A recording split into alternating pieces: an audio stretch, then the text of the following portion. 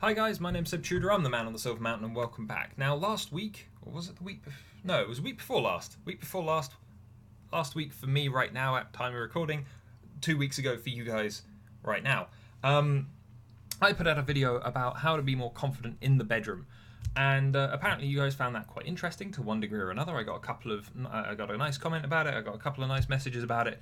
I said in that video that obviously I had to be more general, and I'm still going to have to be general in this video, but I was being so general in regards to just confidence for everybody, and that doesn't necessarily address the insecurities, like the specific most common insecurities that we have as people, men, women, things that apply to all of us. And so as a result, I wanted to refocus camera, thank you. I wanted to jump into those this week. And so for the next couple of days, I'm going to be doing this one for guys and guys' insecurities, the next one for girls' insecurities, and then the one on Thursday I'm going to be doing for insecurities that kind of apply to just everybody. And so we're going to be narrowing down on the insecurities rather than just things that you can do to bolster your confidence. Obviously, there's going to be some overlap. There's going to be some things to take away, some things to think about. But it's hopefully that's going to be the way that it is. And then on Friday, when I'm doing my live stream that I'm planning on doing, then hopefully you guys will, if you want to further discuss things, further get opinions on things, work on specific things that I've not mentioned or whatever else, then there you go. That's going to be the opportunity maybe for you guys to do that if you're around when I'm live streaming. If not, when it comes to that, leave the comments down, leave your questions, comments, anything else down in the comments on that video, on the video on demand, on the playback afterwards, and I'll just have to make another video, and it just gives me more to do for you guys, which is great. But anyway, let's jump into it. So today we're going to be talking, because I'm male, we may as well start with the male insecurities, because let's face it, I'm probably going to be personally more intimate, have a more intimate knowledge of these. And so, as a result, let's kick this off. Now, the first one of the biggest ones, one of the ones that I've had friends and colleagues and clients all come and talk to me about, more so than possibly anything else, is they want to have more great, amazing sex, and yet because they stress themselves out about it, they intimidate themselves by taking on the situation in their head in the wrong way. And then you've got the situations where they stress themselves out too much, where you've just not got the capacity to think and enjoy, and as a result the sex is bad, or it falls to pieces, or you just lose what you're doing or what you're feeling, and it becomes very mechanical. It becomes kind of hopeless to you. Very sad situation, that. And so, the things that we need to take into account here, there are a couple of them. It's when it comes to the idea of sex generally, it's kind of a difficult thing. You don't get taught much about it in terms of the experience, the feelings that you're going through when you have sexual encounters. You're not ever really shown anything realistic about it when it comes to either sexual education or outside of it. There are very few resources out there that really demonstrate a genuine kind of loving relationship that isn't played up for one reason or another. And so when it then comes to kind of getting into the worst elements of it, the difficulties, the insecurities and stuff, those are very rarely addressed at all. And so, when that's the way that it is, and we're always looking to impress our partner to one degree or another, it becomes a performance, and performances are stressful. Anyone that stands on a stage will be able to tell you that. Anyone that has to speak publicly will tell you that. Anyone that has to play sports in front of other people, it's daunting. Yeah? And there are a few worries, general worries that play into this. Things like penis size is a big thing, because unlike women, who can arguably, especially if the lights are turned off, just not have to worry about judgment of that part of their body. His penis is kind of just out there. Like, it's literally just a pole hanging off his body. It's hard to miss, unless it's really easy to miss, in which case that might be the source of the insecurity, and I shouldn't be making jokes in this kind of conversation. But he can't fake excitement. If he loses his inclination towards what's going on because he's worried about keeping all the plates spinning, making sure that she's stimulated, that he's doing well enough, that he's not about to finish prematurely, or there aren't any other things distracting him. If so much as one or two of those things just get to him and break down, and those plates just fall off and smash, he's done. His excitement is gone, and it's a part of his body that shows that his excitement is gone. It's obvious, yeah. So it's a difficult thing, whether or not it's the right size, and then whether or not it can be maintained in a way that is good, because obviously every partner that he is with is going to be different. And so what is good might also be a source of terror in regards to the performance that he's having to put on, because he's being judged by a different standard every single time he does anything with anyone new, or even sometimes judged by a different standard whenever he's doing something with the same person. That's tough. It's a much more complex web in his head than is usually ever discussed about what goes on in a guy's head during or in regards to sex. And as a result, there's a lot of uncertainty, there's a lot of stress, there's a lot of confusion that's involved, and he might not be confident, as we were saying a couple of weeks ago, enough to ask about what is right, what is good, what is bad, because asking for direction, if he's seemingly in many instances expected to know these things, and if he's not able to adapt around it, or at least broach the topic, that's difficult for him. Now, the way to solve these problems is by broaching the topic, is by having a discussion, so that you as a guy, as I know that most of my audience is male, but you as a guy will be able to go, where's the standard that I need to match up to? Is what I've actually got fine? Is the thing hanging off my body that I can't hide, is that all right? And then also letting them know how you feel, what you feel is expected of you, and whether or not you're right in that. Because there have been, when I was younger, especially when I was much younger, when I was first kind of sexually active, there were times when I had, because X, Y, and Z relationship or X, Y, and Z encounter had gone one way, my brain would be like, that's the way it works, right?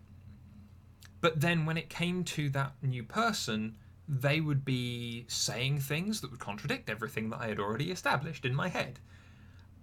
And I'm lucky enough that one of the things I've always been able to do, even when I was shy, even when I was terrified of people and terrified of social situations, because I could see all of the bits and pieces but couldn't make sense of them, or rather like stitching them together between what people were doing that indicated what they were inside, rather than what they were saying and acting outside. It was an odd thing for me to try and reconcile. But when it came to that, I was always able and willing to ask questions, which was one of the best things to do in that situation. It allowed me to develop more of a roadmap, and also made sure that I, at that point, early on, understood that every first time you have with someone may as well be your first time ever, because basically everybody is bloody different, and it doesn't matter if we're talking about You guys going for male partners, female partners. Everyone's got their own different preferences, different likes, different dislikes. So it all comes down to adapting, asking questions, finding out. And that kind of leads on to the next thing, and that is that there are a lot of guys who, you know, they know what they want, and they want to be in charge and all that kind of thing. But then when it comes to sex, because there's so much confusion, but also keeping in mind that guys don't necessarily know how to broach a topic or ask questions or anything like that, it becomes a moment where he wants more feedback, he wants more input, and yet won't necessarily get it, you know, because he's not asked for it. And this is where we have the kind of problems between guys and girls not communicating. You know, it becomes or men and women generally not communicating, especially in regards to sex, because they will assume that the other one kind of knows what they're doing, but then when it actually comes to the act in question, there's no further communication. It's silence and grunting.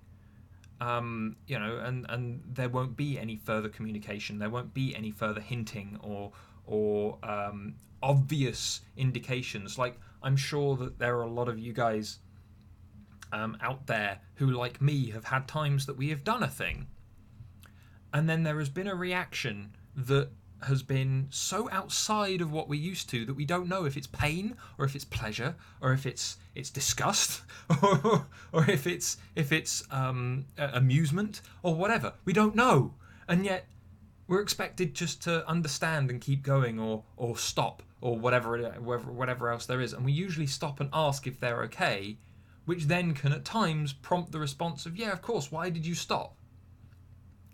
That's an entire situation right there that kind of demonstrates the point.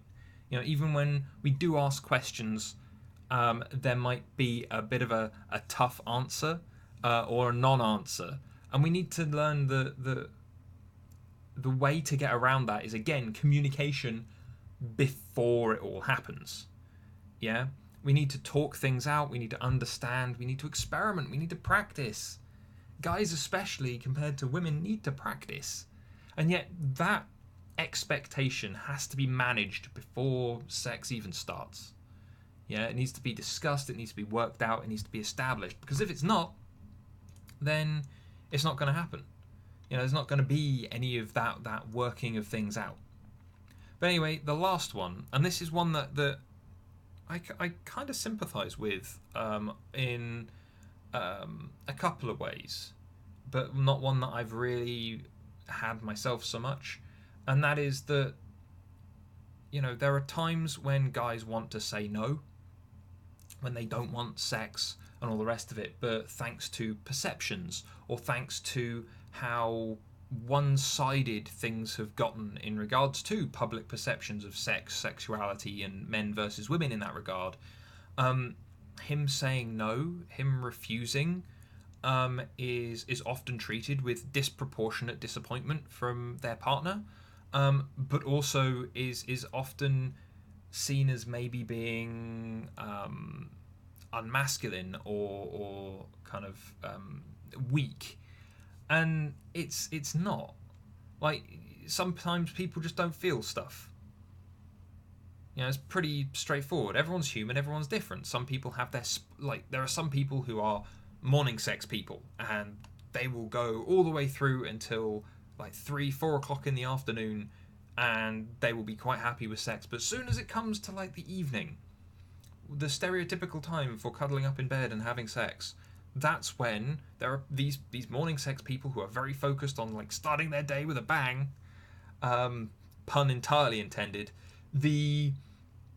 You know, they'll get into like 11-12 o'clock in the evening where it's time to calm down, time to relax, time to kind of get close and curl up with their significant other in bed and whatever else, but they won't want sex. They'll just want to go to sleep. They'll want comfort and sleep and relaxation and rest. And so, you know, that causes a bit of a disconnect, especially if their partner is the other way around and wants like afternoon to evening is their time that they want to have kind of intimate fun. And it's a case of, again, we're looking at this maybe too much like a performance, and men are being told that they have to perform all the time. And yet the simple thing is, if you're not feeling it, just say no. Like, I've never had a problem saying no. In fact, I've probably said no far too many times about all kinds of things than I've said yes. So for me, again, this hasn't ever really been a problem. If I'm not feeling it, I'm not feeling it. And the thing to keep in mind is, when it comes to weakness or being unmanly and all the rest of it, masculinity, as I said in a video that I did ages ago, it is based more around control and dignity and kind of self-management than it is anything else. You aren't manly if you down 2 entire crates of beer and collapse on the ground in a lake of your own vomit. But you are manly if you can stand up and go, do you know what? I'm going to control myself, choose what I want when I want it, and go do it. Which might be 1 drink. That's your choice. That's entirely on you. But it's about managing yourself. It's about controlling your actions. It's about being in control in a dignified and positive way about your environment, what you have control over, your influence, your sphere. That's what's important in dignity and masculinity and stuff like that. And that's why some of the arguments about toxic masculinity and so on are such bollocks, because they don't even address the core of what the elements that are involved in masculinity are. But then, we have to take a look here at going, right, well, if a guy goes, do you know what, I don't want sex, that's him controlling his environment. He shouldn't need to apologize for it. He shouldn't need to be weak for it. There should be a way that he can work with his partner to satisfy both of them. And that doesn't necessarily mean just engaging in sex for the sake of engaging in sex. Because, if he goes along with it, gets into it, and then feels great about it afterwards, then fine. But if he's genuinely stressed or distracted, or he's got other stuff that he should be doing instead, has a headache, all of those things, then he should be well within his rights, and is well within his rights, to say no without feeling any negatives from it. And again, the way to establish that is communication. So for the guys, a lot of this stuff is really simple. It's about asking questions. It's about communicating with your partner as the salve to these various insecurities, these weaknesses that we have. Have those conversations, work things out, manage expectations. Yeah? Ensure that there's an understanding, especially if you've got mismatched sex drives with your partner. Make sure that there's an understanding there. That they might want you involved because they love you, they care about you, that you're their biggest turn on, whatever else. Have that understanding that, fine, you can potentially be involved in them getting off if they've got this really high sex drive and you've got basically none for whatever reason. But you might not want to be directly involved, as it were. But also recognize that sex drives change over time. So it's one of those things that needs to be continually talked about, continually monitored, continually worked with. And again, things like practice and stuff like that. Practice applies so even to the communication that you guys are having, so that communication becomes easier. The more you have it, the more you work out and all that kind of thing. It's all so important. But again, men don't do a lot of communicating compared to women. That is one of the biggest differences between us. There are numerous studies that have kind of demonstrated that women per day will talk a lot more, will use more words than guys, but guys will appreciate the silence and the synergy between themselves and others to just get something done, whilst women will gossip. Women will use those extra words that they're just throwing out there for bonding activities, whilst the men are more likely to do activities that then facilitate bonding. It's kind of just a difference between men and women. But again, it all comes down to the way to solve it for a guy is to be communicative. And that can be tough, especially when, if this is a brand new relationship, talking about penis size and talking about what's expected of you and kind of what you're expecting from them in regards to, feedback and further communication and all that kind of thing. That can be difficult. And then going on to them understanding that when you want to say no, and them understanding when, or you understanding when they want to say no. It's all a big kind of web of communicating elements that needs to be established way ahead of doing anything else. But no, there are so many people that will jump into bed with each other without considering any of these things, who are both horribly insecure, and so it ends up being a toxic, unhealthy relationship with toxic, unhealthy interactions in regards to sex, and demands being made, all that kind of shit, which no one needs. So, for guys, we've actually just by the ones that are very male focused here, based on what we do and how we're treated and what's expected of us. We've got the smallest list, but they are some of the hardest for us to just deal with and get over, because there's so much more communicating that needs to be done, and there's so much involvement of other people that needs to happen for these to be properly resolved. But anyway, as I've said, if you want to share your experiences, share your thoughts, share any other insecurities that you'd like discussed, leave them down in the comments below. Otherwise, as said, there's going to be the live stream on Friday. I'm not entirely sure what time it'll be just yet, because it's more than a week in advance of when that will be at the time of recording. So, I'm not entirely sure what time it'll be. But, when it's announced, I'll probably announce it through scheduling it on Wednesday or something like that. Or tomorrow at the time of this video going up. So take a look out for that. And come and join me there, and we can have a discussion if there's more or other insecurities and things that you want to discuss. But otherwise, guys, I hope you found this interesting, and thank you very much for watching, and I'll see you in the video later. Take care. Thank you very much for watching, guys. If you enjoyed this video or found it interesting, please drop us a like, share this video, and subscribe for more, and I'll see you in the video later. Take care.